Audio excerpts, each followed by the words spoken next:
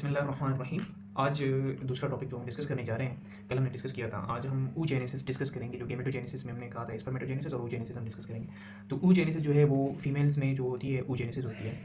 अभी oogenesis में आपने ये याद रखना है, ये जो प्रोसेस ऑफ oogenesis है वो स्टार्ट होता है एम्ब्रियोनिक लाइफ से, यानी जो बच्चा माँ के पेट में होता है, यूट्रस में होता है, उसी ही टाइम पे ये स्टार्ट होता है। तो इसलिए मैंने इसको दो स्टेज पे मैंने इसको डिवाइड किया है। वो इवेंट्स जो कि प्री नेटल मतलब पैदाइश से पहले वो इवेंट्स होंगे वो मैंने यहाँ पे लिखा है, और वो इवेंट्स जो कि पोस्ट नेटल मतलब पैदाइश के बाद जब बर्थ होती है उसके बाद या फिर प्यूबर्टी के बाद जो इवेंट्स होंगे उनको हम अलग से पढ़ेंगे।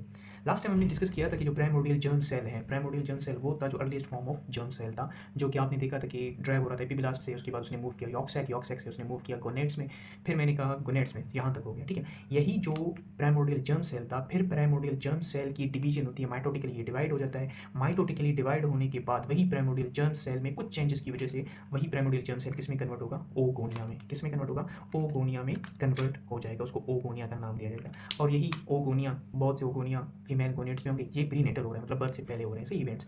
ओगोनिया में फिर माइटोटिकली डिवाइड हो जाएंगे, यही यानी ये एक को ओगोनिया है, ये देखो ये एक ओगोनिया है, ये माइटोटिकली डिवाइड होके 2 3 4 5 6 इसी तरह ये माइटोटिकली डिवाइड होके एक क्लस्टर ऑफ सेल्स बनाएगा। ये एक क्लस्टर ऑफ सेल बनेगा, दूसरा क्लस्टर ऑफ सेल, तीसरा क्लस्टर ऑफ सेल, इस तरह डिवाइड होके क्या बनाएंगे, आपका एक ग्रुप ऑफ सेल्स बनाएंगे, मतलब ओगोनिया इसी तरह माइटोटिकली डिवाइड होगा, ठीक है। तो फिर हम जब आगे जाके डिस्कस करते हैं यही जो ओगोनिया है, ओगोनिया जो होता है, अभी देखो ओगोनिया कहाँ पे, गोनेट्स में पहुंच गया। और फीमेल गोनेट्स क्या होती हैं, ओवरी।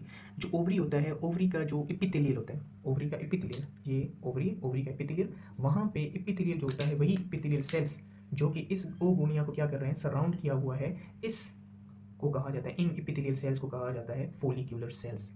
तो हमने क्या किया, हमने क्या लिखा है कि यही जो oogonia surrounded by flat epithelial cells of ovary, these cells are called follicular cells. यहाँ पे मैंने ड्रा किया, ये लेट सपोज एक ओगोनिया है, और ये जो आपको फ्लैट एपिथेलियल सेल्स नजर आ रहे हैं, ये किसके एपिथेलियल सेल्स है, ये वही ओवरी में जो ओगोनिया मौजूद है उसके एपिथेलियल सेल्स है। इनको किसका नाम दिया जाएगा, फोलिकुलर सेल्स, और ये क्या है, ओगोनिया है। सही है, यहाँ तक क्लियर हो गया।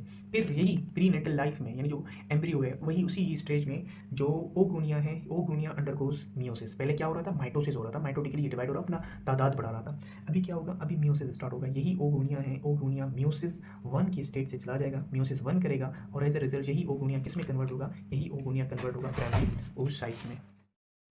तो ओगोनिया ने मियोसिस 1 से पास होके वो क्या बनेगा, प्राइमरी oocyte। लेकिन आपने ये याद रखना है, ओगोनिया मियोसिस 1 तो स्टार्ट करेगा, लेकिन ओगोनिया मियोसिस 1 स्टार्ट करता है तो वो अरेस्ट हो जाता है इन प्रोफेज 1।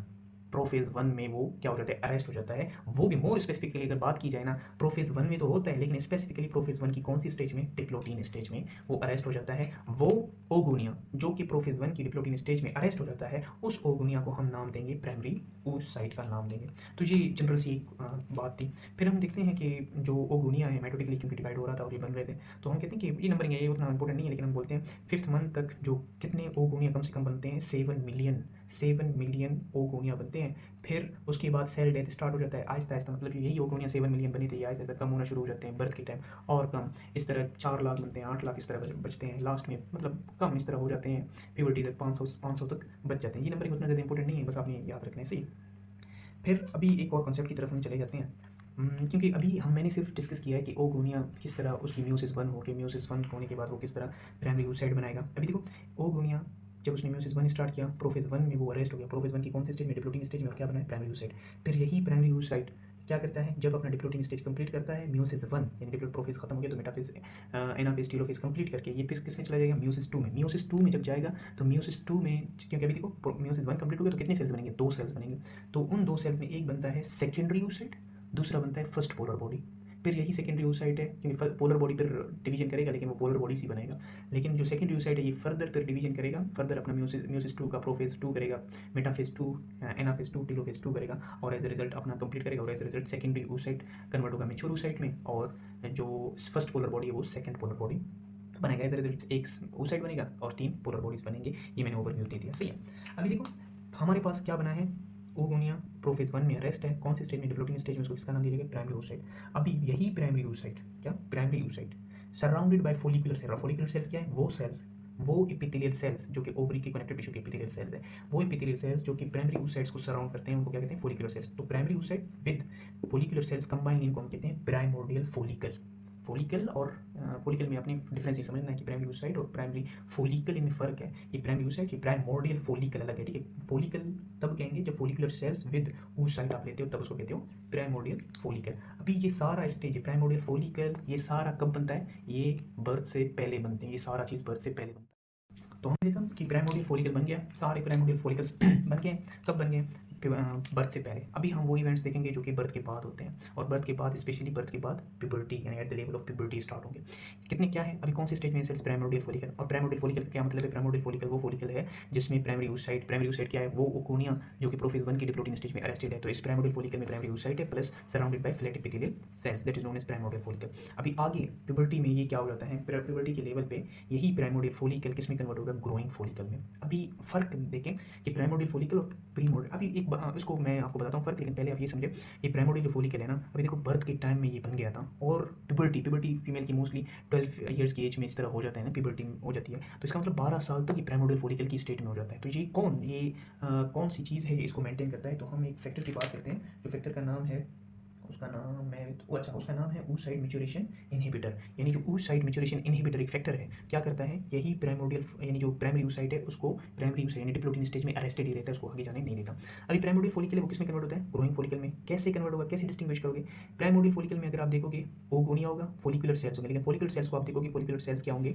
फॉलिकुलर सेल्स फ्लैट होंगे, फ्लैट एपिथेलियल सेल्स होंगे। अगर यही फॉलिकुलर सेल्स फ्लैट से किसमें कन्वर्ट हो? क्यूबॉइडल में। तो यही फॉलिकुलर सेल्स को, यही जो प्राइमोर्डियल फॉलिकल को आप किसका नाम दोगे? Growing follicle. सो ग्रोइंग फॉलिकल और प्राइमोर्डियल फॉलिकल में फर्क सिर्फ फॉलिकुलर सेल्स का है, यहाँ पे क्यूबॉइडल है, यहाँ पे फ्लैट एपिथेलियल है। एक और फर्क आता है, अभी देखो क्यूबॉइडल हो गया ना, और आपने अगर हिस्टो आपने पढ़ा हो तो हिस्टो में आपने पढ़ा होगा जो क्यूबॉइडल सेल्स होते हैं उनकी फंक्शन सीक्रेशन में होता है, तो ये सीक्रेशन में पार्टिसिपेट करते हैं। तो ये क्या करेंगे? आहिस्ता आहिस्ता सीक्रेट करेंगे ग्लाइकोप्रोटीनिक मैट्रिक्स, जो कि क्या कहलाता है? ज़ोना पेलोसिटा, जो कि हमें प्रोमिनेंट आगे नजर आएगा। तो ग्रोइंग फॉलिकल फिर कन्वर्ट होगा किसमें? Primary follicle. प्राइमोर्डियल फॉलिकल और प्राइमरी में फर्क है, प्राइमरी फॉलिकल में कन्वर्ट होगा। प्राइमरी और इसमें क्या फर्क है आप खुद देख सकते हो। प्राइमोर्डियल ग्रोइंग फॉलिकल में क्यूबॉइडल सेल्स की सिर्फ एक लेयर है, लेकिन यहाँ पे सेल्स की क्या है? Multiple layers. तो ये stratified layer of follicular cells, इसलिए अभी इसको हम फॉलिकुलर सेल्स इनको नहीं कहेंगे, ये रेड जो लिखा हुआ है ये फॉलिकुलर सेल्स नहीं कहेंगे, इनको कहेंगे ग्रेन्युलोसा सेल्स। एक स्पेसिफिक नाम देंगे, ग्रेन्युलोसा सेल्स का नाम दिया जाएगा। और ये मैंने जो सराउंड किया हुआ ये क्या है? ये कनेक्टिव टिश्यू है ओवरी का। क्या है? ओवरी का कनेक्टिव टिश्यू है, और इसको कहा जाता है, ये जो ओवरी का कनेक्टिव टिश्यू है मैंने ब्लैक में बनाया, इसको कहा जाता है थीका फोक्यूलाई। इसको थीका फोक्यूलाई कहा है। और ये क्या है? ये क्या है? ये ग्रेन्युलोसा सेल्स है। और ये जो ग्रीन में लिखा हुआ है ये क्या है? ये है ज़ोना पेलोसिटा। और ये अंदर वाला ये क्या है? ये है प्राइमरी oocyte। यहाँ तक क्लियर हो गया? ठीक है। आगे क्या हो जाता है? आगे यही जो ग्रेन्युलोसा सेल्स है, multiple layer stratified layer of follicular cells का ग्रेन्युलोसा सेल्स है, इसके अंदर क्या बनते हैं? स्पेसेस बनते हैं, और वो स्पेस बड़ा हो जाता है, जिसको अभी देखो एक वेसिकल बनेगा, तो वो वेसिकल बनता है, तो इसलिए उस फॉलिकल का नाम क्या रखते हैं? Vesicular follicle. फिर यही वेसिकुलर फॉलिकल फिर किस में कन्वर्ट होता है? मैच्योरिंग फॉलिकल में। अभी मैच्योरिंग फॉलिकल को एक और नाम दिया जाता है सेकेंडरी फॉलिकल, और मैंने लिखा है इन दिस सेकेंडरी oocyte और फर्स्ट पोलर बॉडी बनता है। मतलब यहाँ तक हमने जो स्टडी किया है, यहाँ तक हमारे पास oocyte कौन सी स्टेट में? प्राइमरी oocyte यानी प्रोफेज 1 में अरेस्ट था, लेकिन इससे आगे वो प्राइमरी oocyte कन्वर्ट होता है किसमें? सेकेंडरी oocyte और फर्स्ट पोलर बॉडी में। इसका मतलब उसने प्रोफेज 1 कंप्लीट किया, मेटाफेज, एनाफेज, टेलोफेज 1 इसने कंप्लीट किया, इसने मतलब म्यूसिस 1 कंप्लीट किया, सेकेंडरी oocyte में कन्वर्ट हो गया, फर्स्ट पोलर बॉडी में कन्वर्ट हो गया। अभी उसने कौन सा फेज स्टार्ट किया है? म्यूसिस 2, और म्यूसिस 2 के कौन सी स्टेज में ये अरेस्ट होगा? मेटाफेज 2 में अरेस्ट हो जाएगा। और ये कब होता है? जस्ट 3 आवर्स बिफोर ओव्यूलेशन ये अरेस्ट हो जाता है। जस्ट 3 आवर्स बिफोर ओव्यूलेशन ये क्या हो जाता है? अरेस्ट हो जाता है मेटाफेज 2 में। सही। और मेटाफेज 2 ये कब कंप्लीट करेगा? मेटाफेज 2 वो तब कंप्लीट करेगा जब इसको कोई, यानी यही सेकेंडरी oocyte को कोई क्या मिलेगा? स्पर्म मिलेगा, एज अ रिजल्ट फर्टिलाइजेशन होगी, और ये अपना क्या करेगा?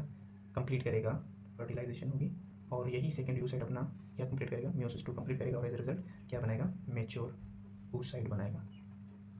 मैच्योर oocyte बनेगा। First polar body 2 polar bodies में कन्वर्ट होगा, एक मैच्योर oocyte बनेगा, और दूसरा क्या बनेगा?